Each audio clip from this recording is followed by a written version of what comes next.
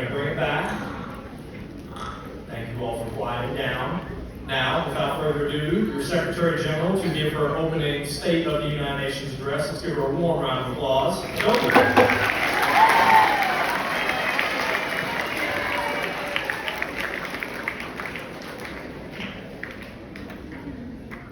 Hello, delegates. The United Nations was founded in 1945 on a promise, founded on a sacred idea, that the scourge of war would never again steal the future of a child just like you. That every human life has value that no border or bullet can erase. It was built to be a shield for the vulnerable. But as we stand here today, in the comfort of this room, we have to look at the cracks in that shield and realize that for millions of people across the globe, these promises have failed them. As of March 2026, the state of our union is a world on fire. In the Middle East, what began as a regional conflict has exploded into a full-scale war. For the last 2 weeks, the skies over Iran have grayed with smoke as coordinated U.S. and Israeli strikes target military and nuclear sites. We see reports of over 1,300 dead in Iran and 100 children killed in a single night of bombing. In retaliation, missiles are raining down on U.S. bases and cities across the Gulf. In Gaza, after more than 2 years of relentless offensive, the death toll has reportedly surpassed 100,000.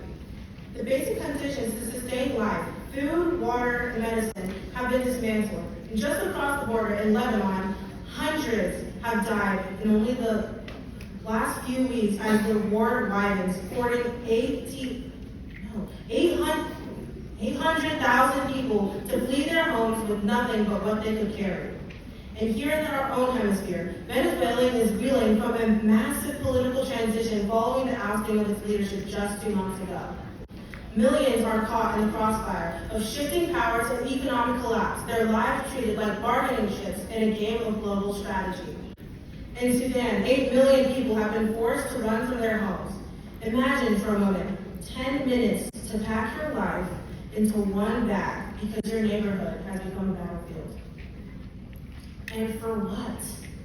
Most of these people are dying for a land they don't even own and borders that they didn't draw.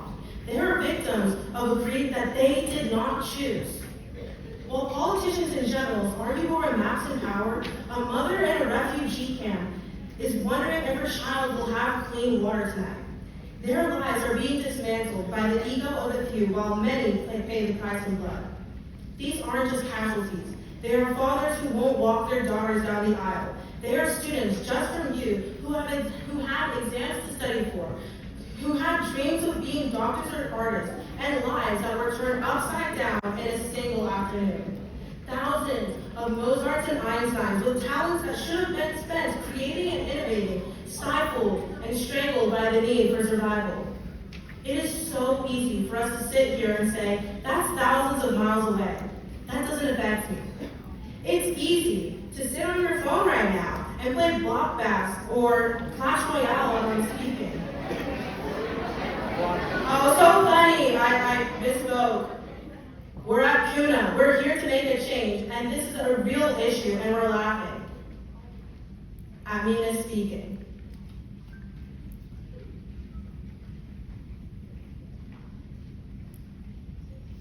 Look at the person sitting next to you.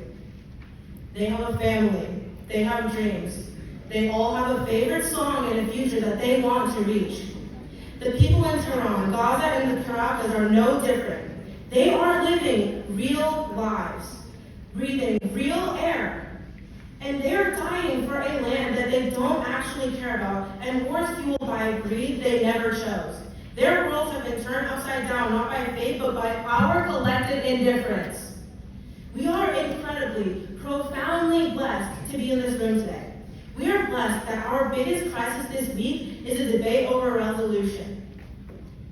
We are blessed that we don't have to wonder if the roof over our heads will still be there tomorrow, and that we can assume that the droning sound in our school is just broken air conditioning, not a looming threat. But here's the thing, blessing without empathy is simply just privilege. If we look at these statistics and feel nothing, we have already lost. If we look at the news, at the headlines, and feel detachment instead of horror, we have already lost. These are not just numbers, they are not just actors, they are real people with real lives, whether you like it or not.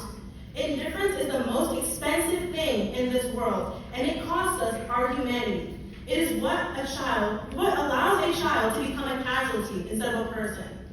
It is what allows us to laugh at a room of people that are supposed to be helping change the world. The greatest threat to the United Nations is not just war, it is indifference. It is the cold, quiet belief that as long as it isn't happening to us, it is not our problem. But indifference is what allows genocides to happen. Indifference is what allows famine to continue. If we choose to look away because it's uncomfortable, we are giving up.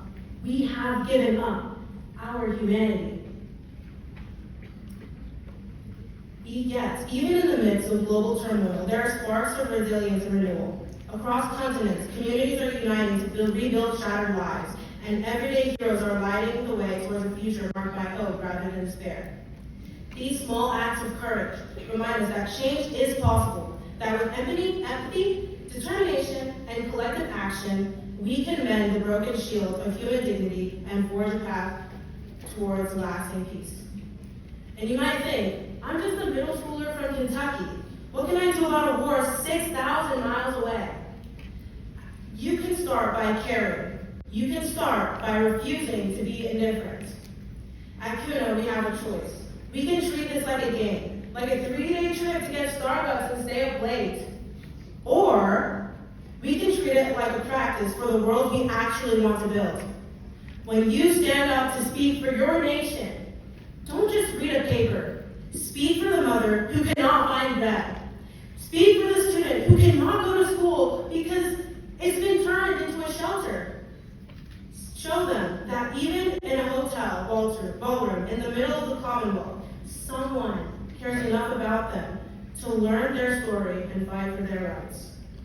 We may not be affected today, but the world we inherit will be defined by whether or not we care enough to try and make a change. History has its eyes on us, and it is watching to see if the youth of Kentucky will be the ones that finally say, that does affect me, because they are human and so am I. We are the future problem solvers of this world, and if we don't practice empathy here, we will never lead with it out there. Let us use these 3 days to prove that we are not indifferent. Let's prove that we are ready to build a world where a child's life is worth more than a piece of land. It is my honor to lead you as your Secretary General.